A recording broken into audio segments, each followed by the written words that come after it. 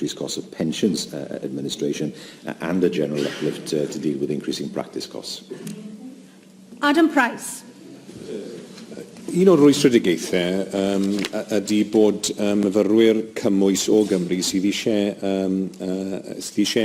cael ei hyfforddi yng Nghymru mewn ysgolion meddygol ddim yn cael y cyfle i wneud. Pan ni'n edrych ar y canrannau yn Lloegr, mae 80% o'r myfyrwyr mewn ysgolion meddygol o Loegr, 50% yn yr Alban, enghraifft, dim ond 20% yng Nghymru.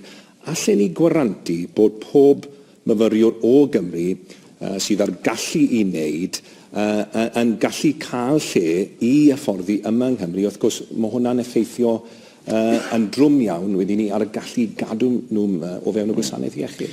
Mae rhaid i fi weid, mae'n siŵr wedi glywed yr un peth. Mae bobl wedi dweud wrtho fi bod nhw wedi gweld enghreifftiau o bobl ifanc sydd heb wedi cael cynnig i astudio yng Nghaerdydd, ond wedi cael cynnig i astudio yn Lloegr.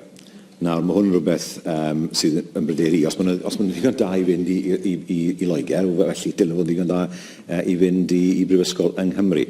Beth na fi, oedd hwnnw beth oedd yn cael ei ystyried yn ddiweddar, ysgrifennau i'r aelod ar y pwmcyn. Wedi clywed bobl yn gweud hwnna wrtho fi. Mae'n siŵr bod wedi clywed hefyd, a mae'n holl bwysig bod ni yn deall y system o ddewis myfyrwyr mwyn sicrhau bod myfyrwyr o Gymru yn cael y chwarae teg y dilyn.